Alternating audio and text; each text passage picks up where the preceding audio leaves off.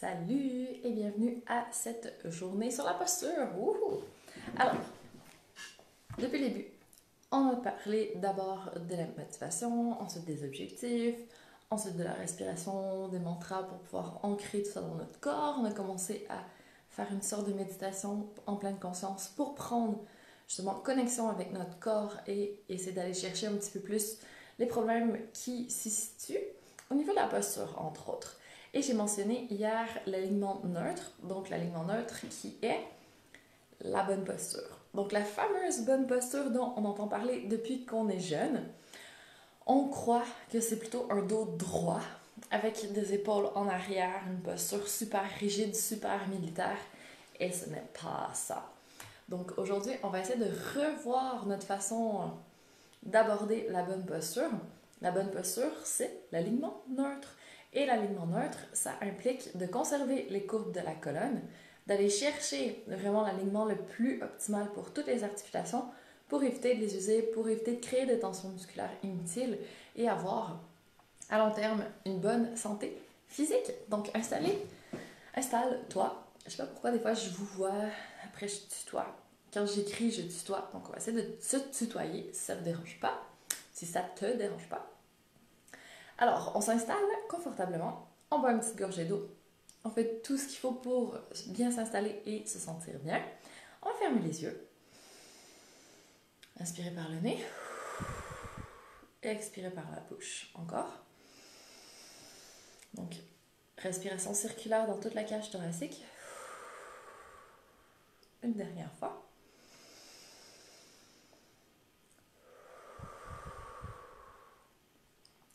On va reprendre notre petit scan de la posture. Donc, on va le faire en position assise pour commencer, pieds bien à plat au sol. Donc, on peut ouvrir les yeux et regarder naturellement comment on s'est installé.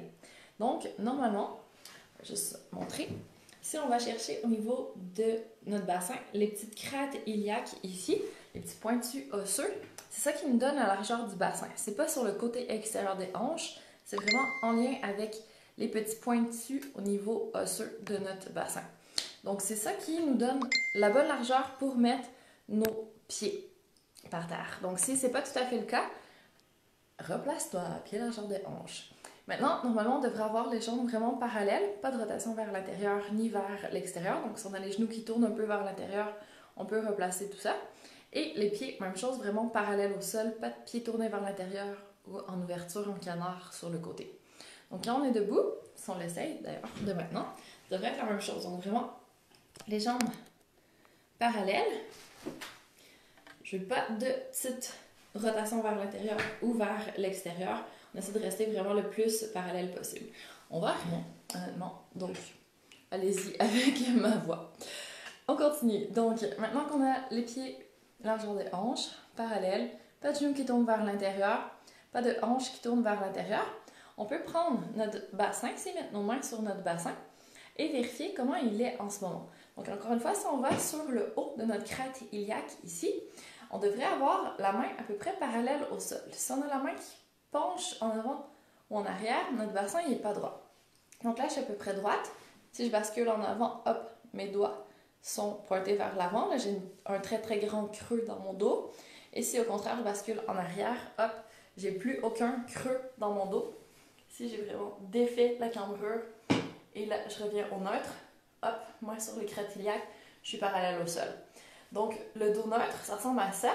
Il va y avoir un creux dans le bas du dos, plutôt une bosse au niveau des omoplates, puis de nouveau un creux au niveau de la nuque. Donc ça, c'est notre dos droit. Si on enlève le creux, bien, ça veut dire qu'on a basculé le bassin, donc on est plus neutre. Si on a une hyper lordose, qu'on a trop de creux dans le dos, notre bassin est basculé en avant, il est en antéversion. Donc, encore une fois, on n'est pas neutre. Voilà. Pourquoi on a des courbes dans notre colonne, ça permet d'absorber un peu mieux les chocs. Donc, si on avait les vertèbres vraiment une au-dessus de l'autre, sachant, ben, en fait, elles sont une au-dessus de l'autre, mais avec les courbes, elles sont angulées pour que ça les amène bien droites par rapport au disque. Donc, si on bascule trop en avant ou en arrière, ben, ça pince un petit peu les disques qui sont faits pour, c'est correct. Si on fait une rotation au niveau du tronc, les vertèbres, elles pivotent sur les disques. Mais si on fait une rotation attendez, rotation, et une flexion en plus. Mais là, nos vertèbres étaient bien placées au départ quand elles ont fait leur rotation, puis après, hop, ça a pincé un petit peu.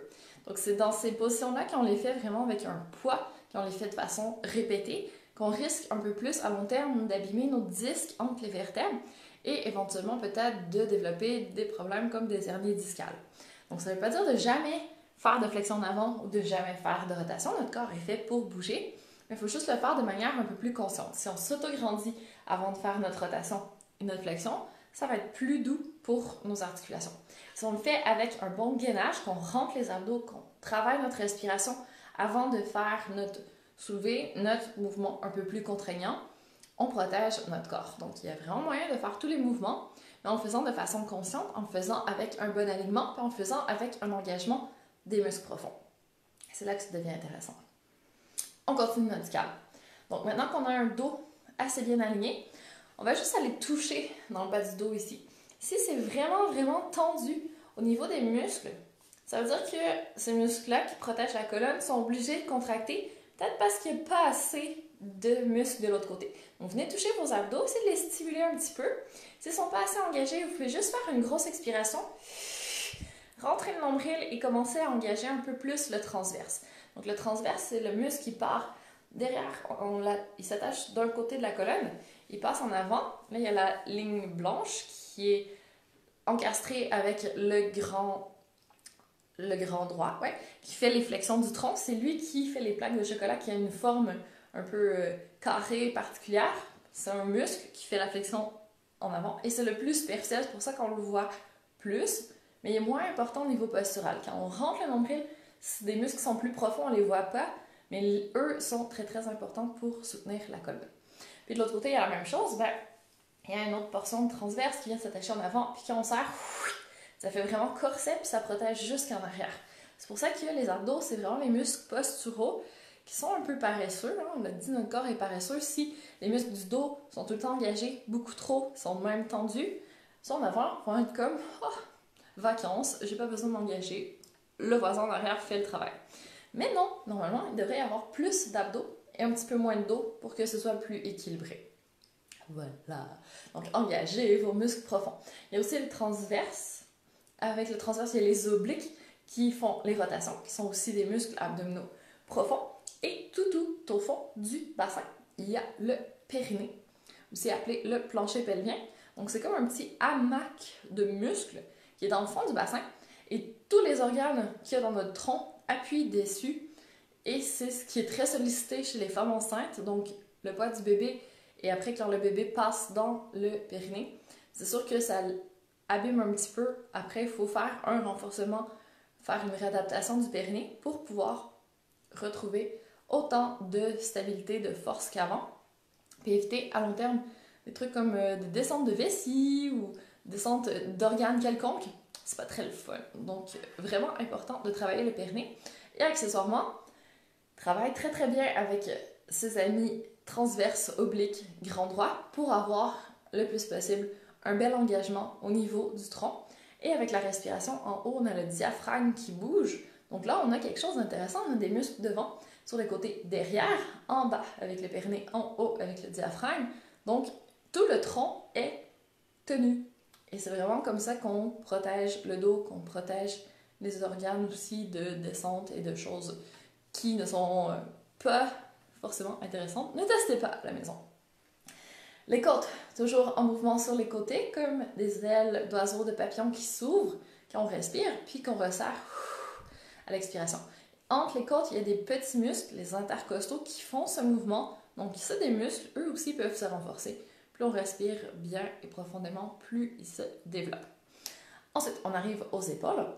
Donc, quand on est assis droit, normalement, les épaules devraient être au-dessus des hanches. Si on penche trop en arrière, ça commence à tirer dans le dos. Si on penche trop en avant, on n'est pas aligné non plus. Donc, on essaie de rester vraiment épaules au-dessus des hanches et d'aller chercher à toucher nos clavicules devant. Donc, si on les voit, je montre ici, trop, là, on a les épaules trop en avant. Si on ne les voit plus du tout, on a les épaules trop en arrière. Puis, entre deux, à un endroit où on peut juste les attraper un petit peu, nos épaules sont plus neutres. Ça devrait être à peu près sous notre oreille, normalement. Donc là, on a l'alignement pour nos épaules. Dans cette position, la ceinture scapulaire, donc les omoplates en arrière, les épaules, sont dans une position moins tendue. Plus on va en rétraction, plus les omoplates se collent dans notre dos, plus ça amène tous les petits muscles entre les omoplates, les trapèzes, les rhomboïdes, à s'activer. Et là, on crée de la tension. Et au contraire, si on est trop enroulé en avant, mais là, c'est les pectoraux qui sont dans une position qui est non neutre. Puis après, on a les épaules, hop, qui doivent être juste auto-grandies sur les côtés. Comme on sait qu'on s'auto-grandit vers le haut pour la colonne. Et là, on a une bonne posture au niveau des épaules. Les bras, eux, position anatomique la plus neutre, c'est comme ça, donc vraiment pouce en avant. Si on tourne sur les côtés, on est en rotation externe, en supination. Et si on est en rotation vers l'intérieur, on est en pronation.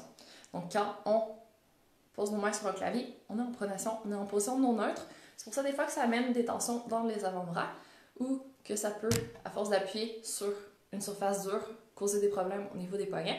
Donc tunnel carpien, épicondylite, ça peut être causé par des postures non neutres, des petits mouvements répétitifs qui entraînent à long terme une certaine usure, des certaines tensions, une inflammation, puis ça crée des blessures musculo-squelettiques. Ils finissent souvent en IT, qui indique une inflammation. Donc tendinite, bursite, épicondylite, c'est toutes des inflammations. Il nous reste la tête. Donc la tête, qui est souvent un peu en avant comme ça quand on regarde à l'ordinateur par exemple.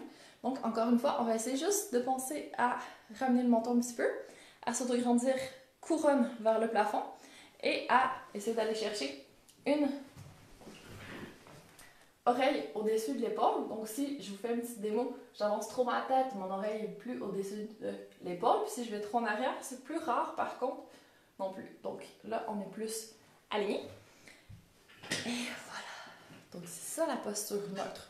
Des jambes parallèles largeur des hanches, pas de rotation intérieure ou extérieure. Au niveau du bassin, plus possible, crête iliaque parallèle au sol quand on met notre main dessus, donc pas d'antéversion ni de rétroversion. Courbe neutre au niveau de la colonne, autograndissement, engagement des muscles profonds, ouverture au niveau des épaules, on va chercher nos clavicules pour vérifier, pas de rotation dans les bras ni intérieur ni extérieur. Autograndissement aussi au niveau de la tête, pas de menton en avant, pas trop de double menton non plus, vraiment entre les deux.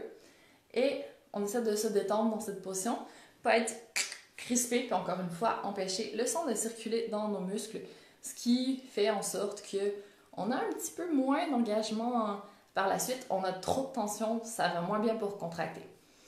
Donc voilà pour la posture neutre. Alors, hier, je vous ai demandé de faire un scan de temps en temps, dès que vous y pensez, pour corriger les petites tensions inutiles, essayer d'autograndir un peu plus et de bien respirer. Aujourd'hui, ça va être de vraiment faire la correction. Donc, en plus du scan, si on voit qu'il y a des choses qui sont non neutres dans notre position, on essaie de les ramener et on pense de plus en plus à engager nos muscles. Donc le périnée, des fois, c'est pas si évident. On peut vraiment penser qu'on a une super intense envie d'uriner puis qu'il faut vraiment retenir, ou encore qu'on rentre dans un lac glacé puis qu'on veut pas rentrer dedans puis qu'on essaie de remonter tout ce qu'il y a à l'intérieur pour pas toucher à l'eau. Ça aussi, c'est un moyen d'engager le périnée. Donc c'est pas toujours évident, mais plus on le fait, plus ça devient facile, plus ça devient un réflexe d'engager les transverses et les obliques avant de se pencher, avant d'aller chercher quelque chose de lourd, mais aussi en tout temps. Donc on n'est pas obligé de rentrer à 100% de notre force. On essaie de faire vraiment en douceur, peut-être 3 sur 10, donc 30% de ce qu'on peut faire au maximum si on expire puis qu'on serre les abdos. Là, on est à 100%. Faire 30% de ça, c'est juste rentrer légèrement. C'est comme ça des muscles qui sont vraiment endurants, qui sont faits pour travailler dans le temps. Si on ne les travaille pas à fond, on est capable de tenir vraiment longtemps comme ça, voire toute la journée. Nos abdos, c'est notre corset, donc ils sont faits pour travailler. Ayez pas peur de les engager. Voilà votre devoir pour aujourd'hui, ton devoir pour aujourd'hui. Donc, n'hésite pas à partager, à dire si tu as des questions. Et à demain pour la suite. Demain, on commence à bouger, donc il faut avoir un tapis prêt et aussi avoir le plus possible verre d'eau, vêtements confortables pour que tout soit fluide et que ça fonctionne bien. Alors, très bonne journée et à demain!